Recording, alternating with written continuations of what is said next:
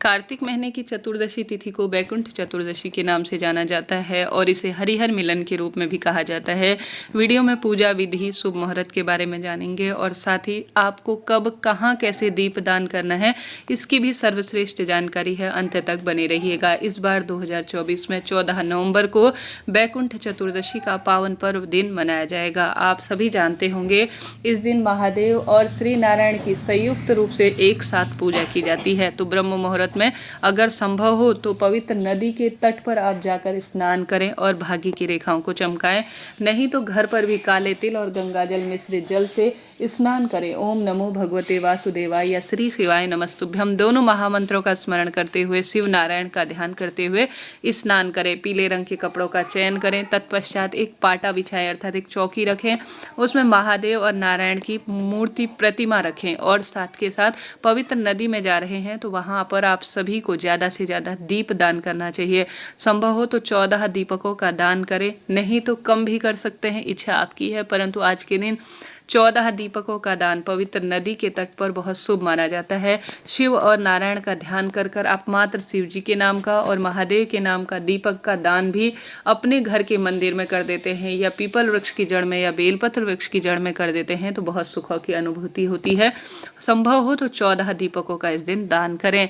इस दिन आप सभी को सूर्य भगवान को जल चढ़ाना है, ब्रह्म मुहूर्त में उठना है, तुलसी माता का विधान से पूजन करना है और बेलपत्र का विधि विधान से पूजन करना है। तुलसी और बेलपत्र में अपनी मनोकामना कहकर कच्चा दूध जरूर से चढ़ाना है, दीप लगाना है और विधि विधान से बैकुंठ चतुर्दशी की कथा सुननी है।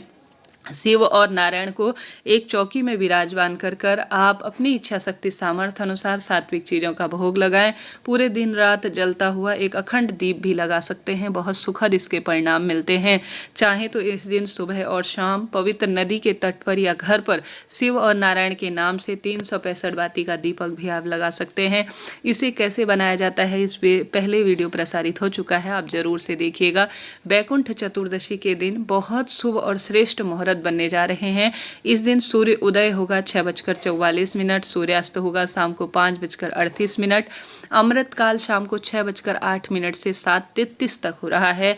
अभिजीत मुहूर्त जो कि पूजा के लिए सबसे श्रेष्ठ माना जाता है वह सुबह 11:39 से 12:33 तक हो रहा है। किसी नए कार्य की अगर शुरुआत करने की सोच रहे हैं तो अभिजीत मुहूर्त को चुनिएगा, बहुत शुभ आपको फलों की प्राप्ति होगी। इस दिन रेवती नक्षत्र है जो कि बहुत अच्छा माना जाता है और साथ के साथ राहु काल का अशुभ समय हो रहा है। राहु काल दोपहर में 1:30 से 3 बजे तक रहने वाला है। इस समय कोई श्रेष्ठ कार्य स्वयं को करने से रोकिएगा। महादेव की पूजा के लिए निश्चित काल सबसे अच्छा चुना जाता है तो रात्रि को 11:39 से 12:32 तक निश्चित काल हो रहा है। अगर सुबह की पूजा करना चाहते हैं तो सुबह ब्रह्म मुहूर्त में आप 5:24 से 6:43 तक अगर पूजा करते हैं तो शुभ और श्रेष्ठ माना जाता है। सिद्ध योग भी इस दिन हो रहा है 11:29 के आसपास तक। तो इस शुभ मुहूर्त में आप पूजा करें और भाग्य की रेखाओं को प्रबल करें। दीपदान सुबह और शाम दोनों समय किया जाता है। इस दिन विधि विधान से दोनों देवताओं को आप पूजा करें। इस दिन श्री हरि नारायण पर बेलपत्र समर्पित की जाती है और शिव जी पर तुलसी का विधान है। साल भर में कभी यह समर्पित नहीं की जाती इन दोनों देवताओं पर, परंतु बैकुंठ जो यह चतुर्दशी होती है इस दिन स्वयं महादेव ने उन श्री नारायण को बेलपत्र भेंट स्वरूप दी थी और भगवान विष्णु ने जो है श्री नारायण को तुलसी समर्पित की थी, उन्हें भेंट स्वरूप दी थी। इसलिए तब से यह विधान है कि अपनी मनोकामना कहकर आप सभी श्री नारायण को बेलपत्र समर्पित करें और शिव पर तुलसी समर्पित करें।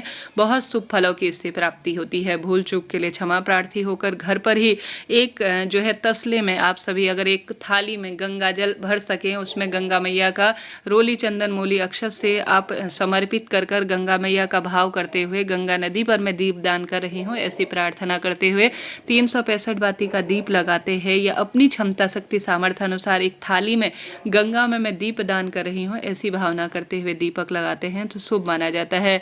पूरे दिन भर में आप दोनों प्रभुओं के नाम मंत्र का स्मरण करें। दोनों के जो पीपल जो मैंने वृक्ष बताए बेलपत्र और तुलसी उनका पूजन करें और व्रत की कथा सुनकर, अगर आप व्रत करते हैं तो शाम को अपना व्रत खोल लीजिएगा, नहीं तो आप फलाहार इत्यादि ले सकते हैं, कोई चिंता नहीं। साथ के साथ एक समय का भोजन ब्राह्मण देवता को दान करें। इस तरह से यह पूजा की जाती है। कहा जाता है इससे पितरों के लिए वैकुंठ में निश्चित स्थान होता है और आपको भी सर्व सुख मिल जाते हैं। राधे राधे।